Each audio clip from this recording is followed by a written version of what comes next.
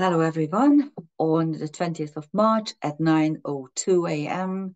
London time, we will have the vernal equinox. So light again, once again, conquers darkness, and we can set off the bright and light-filled energy for the next half year.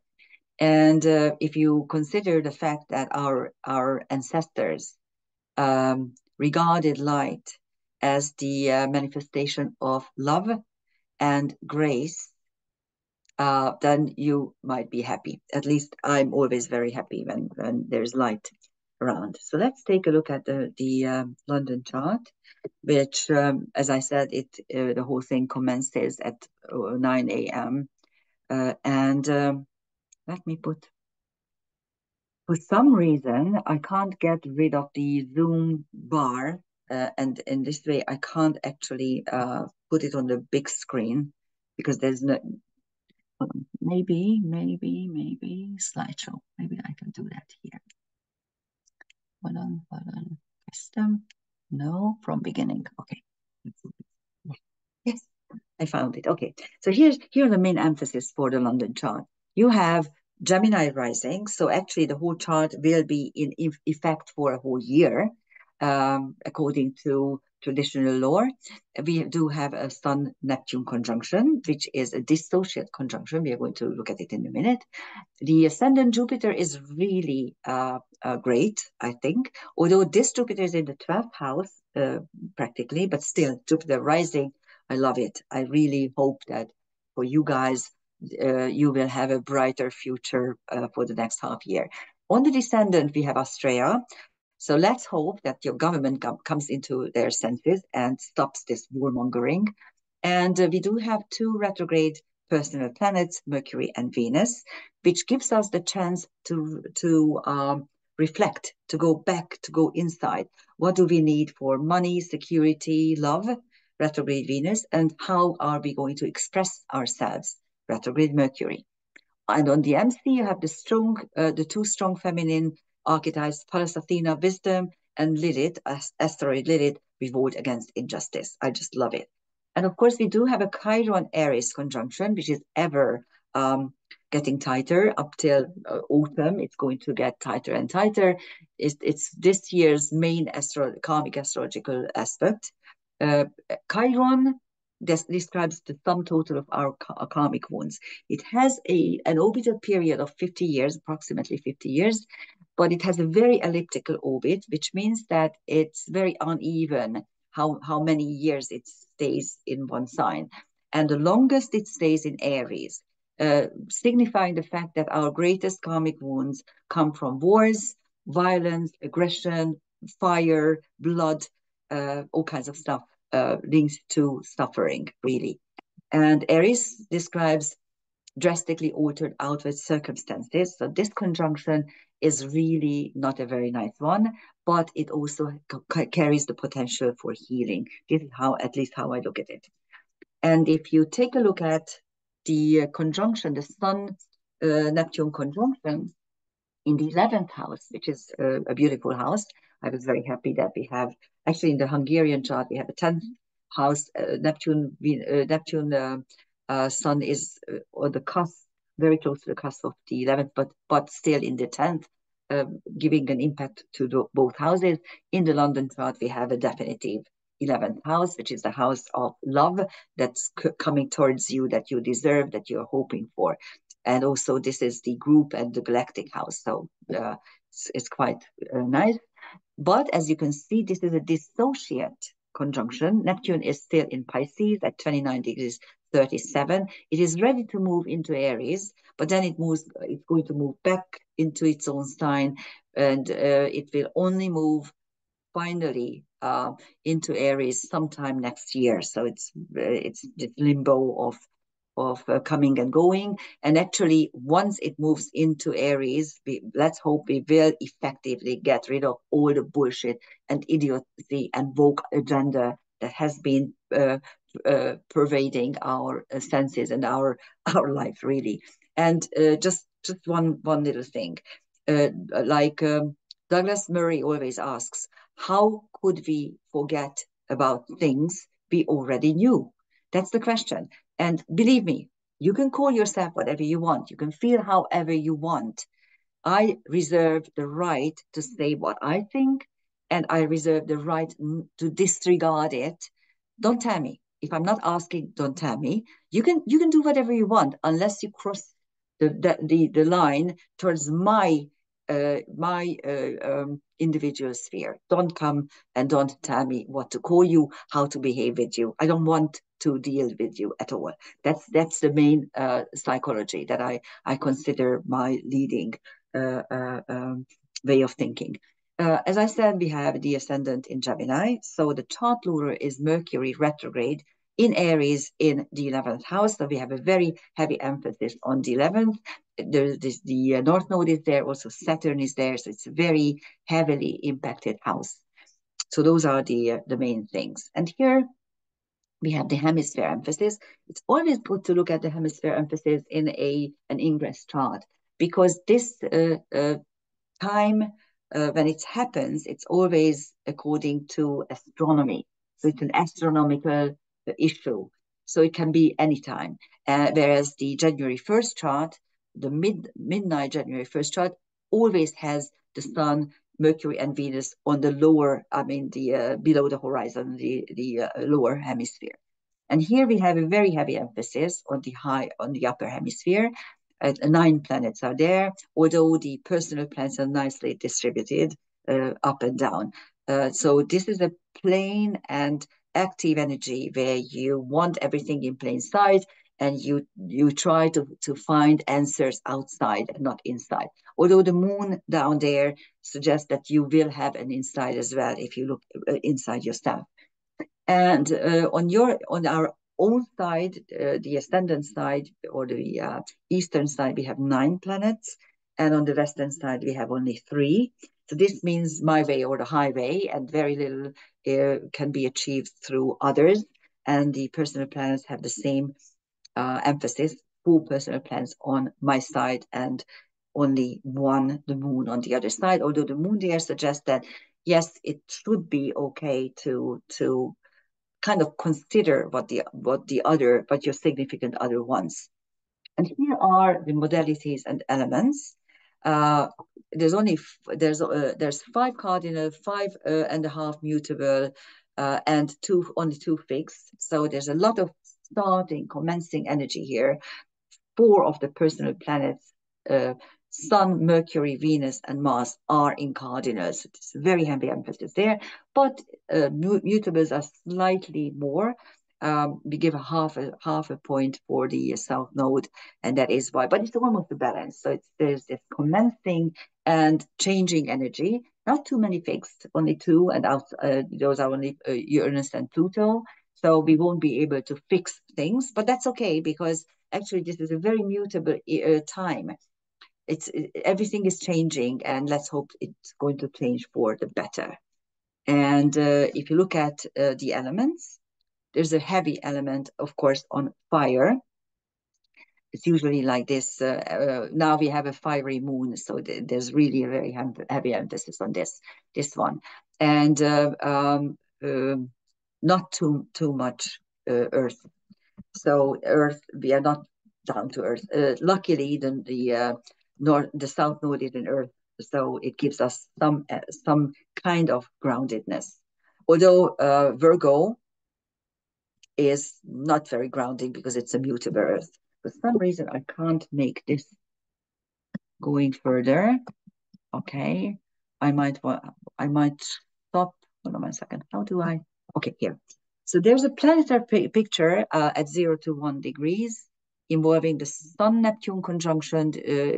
It's actually dissolving the opposition between Sedna, creation through dissection, and Juno, the spouse, the significant other, our also covenants and alliances. And Juno is retrograde, so I actually is over 1 degree, but I included it because it's retrograde, so it's going to get closer and closer.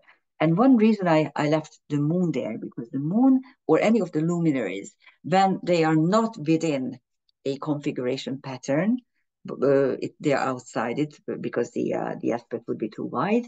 They have this very furious illuminating impact, like a torch, like some kind of reflector. So the whole thing is going to be illuminated by the people in the sixth house. And there's also this associate yod because black moon Lilith, as you see, is at 29 degrees 16. So actually, so it is ready to move into Scorpio, but it will take still a couple of days, even weeks. But the yod is still there. So the energy of the yod, the finger of fate, is there. So we can recreate our world with the help of Sedna and, of course, Neptune by thinking about our dreams and our. Okay. Here are the transcendental celestial objects. On the Sun Neptune, you have Boras Sisi, one of the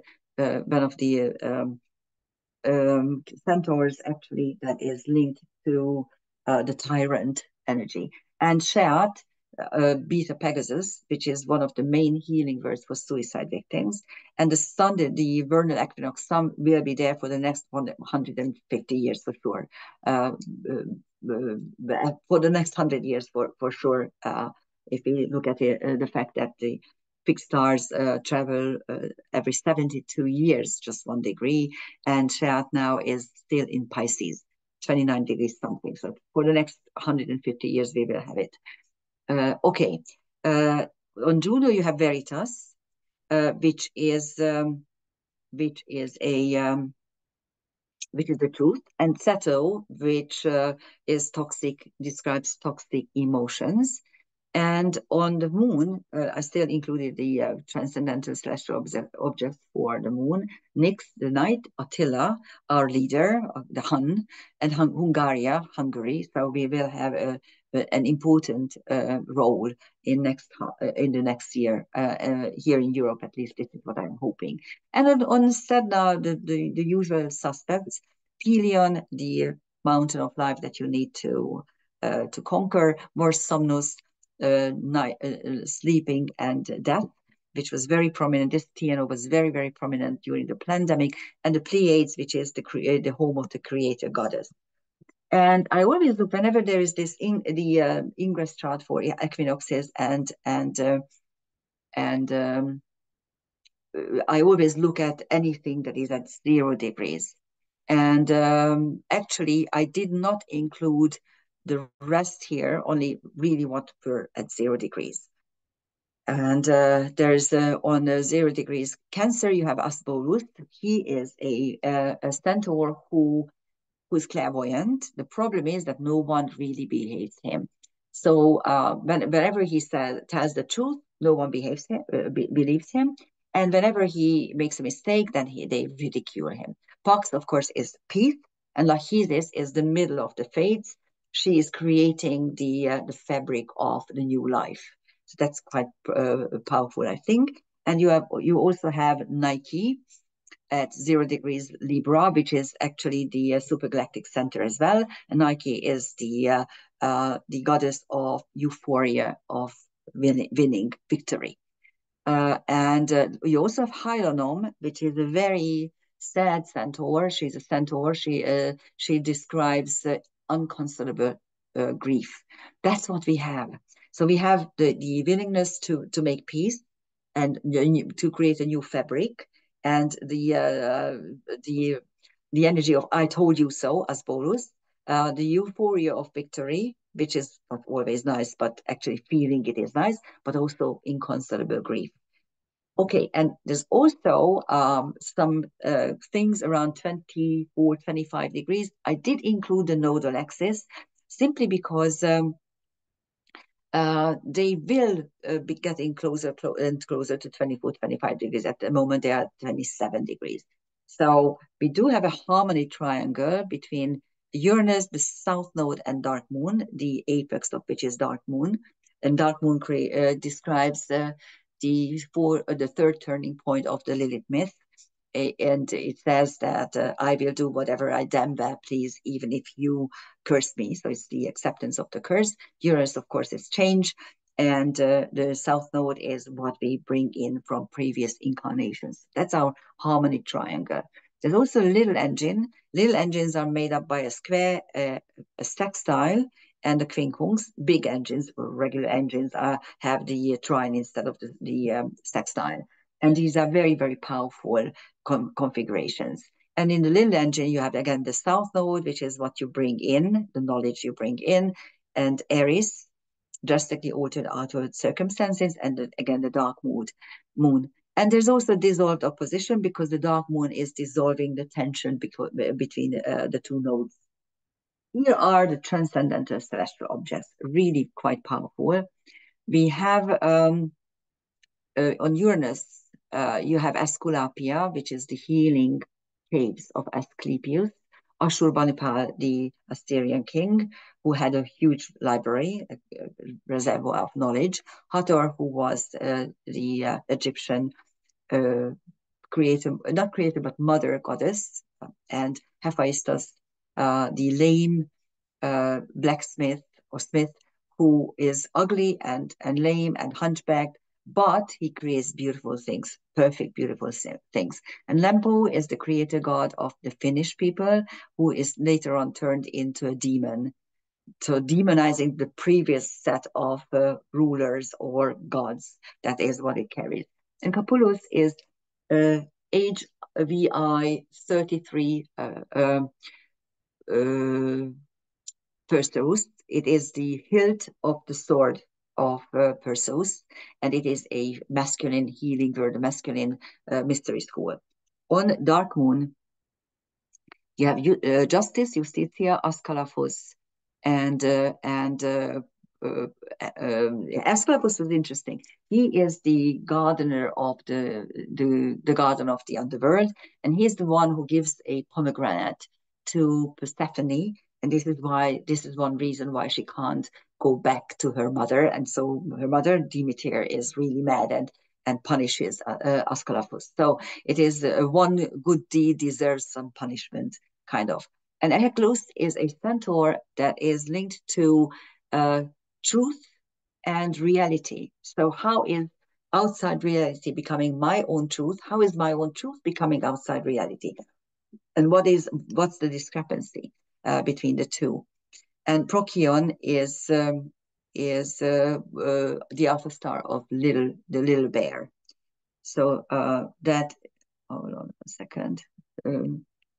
That's it. And the south node has Alkaid, which is one of the stars of the Big Bear. So, and the two bears suggest the creator goddess, a very strong feminine goddess energy.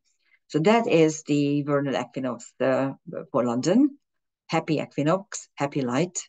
Be the light with you, and hopefully the weather is turning into something nice, and we will have beautiful flowers, sunshine, and happiness. This is what I hope for you as well, and what I hope we are all getting. Thank you for listening. Bye-bye.